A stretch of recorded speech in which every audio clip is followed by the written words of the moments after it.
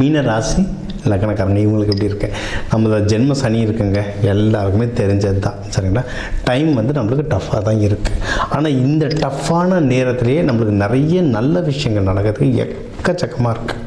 அந்த நல்ல விஷயங்களை கான்சன்ட்ரேட் பண்ணால் நம்ம வாழ்க்கையில் முன்னேறதுக்கு வந்து சூப்பராக இருக்க டைம். சரிங்களா? என்னென்ன நல்ல விஷயம் அப்படின்னா, நம்ம நீங்கள் எடுக்கிற முயற்சிகளில் வின் பண்ணுங்க. எந்த முயற்சியாக இருந்தாலும், என்ன தான் டைம் டஃப்பாக இருந்தாலும் எடுக்கிற முயற்சிகளை வின் பண்ணுவீங்க. அது சனீஸ்வர பகவானுடைய கேரக்டர்லாம் எப்படின்னா, தொடர்ந்து முயற்சி பண்ணுறவனை வின் பண்ண வைப்பார். ஸோ உங்களுக்கு ஜென்ம சனி நடந்துட்டு இருந்தாலும் தொடர்ந்து முயற்சி பண்ணிக்கிட்டே இருக்கிறதாலும் நீங்கள் கண்டிப்பாக வின் பண்ணுவீங்க. இதில் நீங்கள் ஃபஸ்ட்டு நீங்கள் தொழிலில் பிஸ்னஸில் நல்லா முன்னேறதுக்கு எக்கச்சக்க வாய்ப்பு இருக்குது. அதை வெளிநாடுலாம் ட்ரை பண்ணுறீங்கன்னா தாராளமாக பண்ணலாம். ஒர்க் பண்ணுறவங்க ஏதாவது ஷார்ட் டேர்ம் ப்ராஜெக்ட் மாதிரி வெளிநாடு எதனா போயிட்டு வரணும்னா எனக்கு தெரிஞ்சு எக்கச்சக்க மீனராசி ஆக்சுவலாக வெளிநாடு போயிட்டு வராங்க. சனி பயிற்சியில் அப்போவே போயிட்டு வர்றாங்க. சரிங்களா? அதனால் அந்த ஆப்பர்ச்சுனிட்டி நிறைய கிடைக்கும். இப்போ எப்படின்னா ஷார்ட் டேர்மாக இப்போ ஜெர்மனி ஃப்ரான்ஸ்லாம் ஷார்ட் டேர்மாக போயிட்டு வந்துட்டு அந்த காசை எடுத்து போயிட்டு வராங்க, ஒரு வீட்டை வாங்குறாங்க, போயிட்டு வராங்க, ஒரு வீட்டை வாங்குறாங்க, அந்த மாதிரிலாம் பண்ணுறாங்க. ஸோ இன்வெஸ்ட்மெண்ட்டுக்கும் டைம் ரொம்ப நல்லாயிருக்கு. நீங்கள் வந்து எதாவது நகை வாங்கணும், ஏன்னா இது குரு வீடுன்றதுனால நகையிலலாம் ஒரு ஆசை இருக்கும்.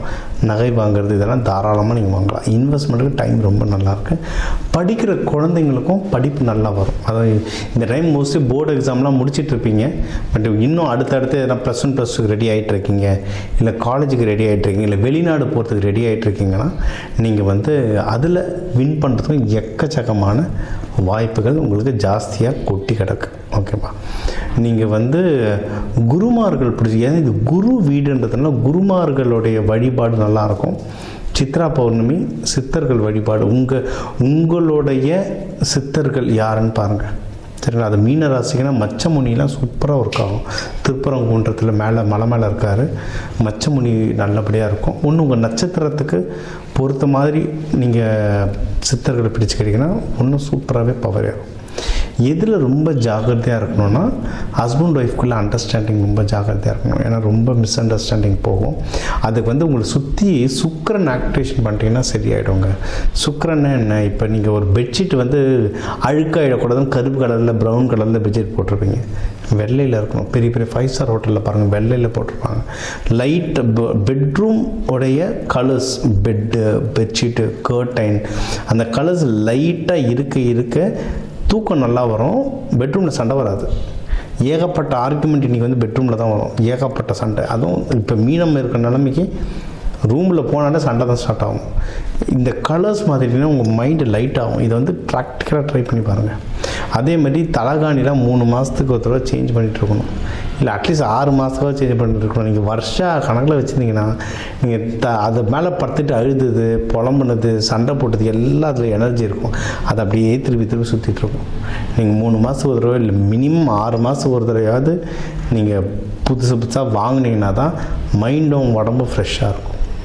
அப்படி தான். இல்லை அட்லீஸ்ட் வெயிலையாவது காயப்பட்டாவது எடுங்க மாதத்துக்கு. அப்படி பண்ணிங்கன்னா தான் அந்த வைப்ரேஷன் கிளியர் ஆகும். இல்லைன்னா அந்த பழைய பிரச்சனைகள் அப்படியே ஓட்டிகிட்டே இருக்கும். இதுதான் ப்ராக்டிக்கல் பரிகாரம். வீட்டில் வந்து இந்த விஷயங்கள்லாம் சேஞ்ச் பண்ணாமல் எந்த கோவில் குளத்தில் போய் நீங்கள் உருண்டு பிறண்டாலும் சரியாகிறதுக்கு டிலே ஆகும். ஆனால் வீடு தான் கோவில். ஸோ முதல்ல வீட்டில் இருக்க கோவில் ரெடி பண்ணுங்கள்.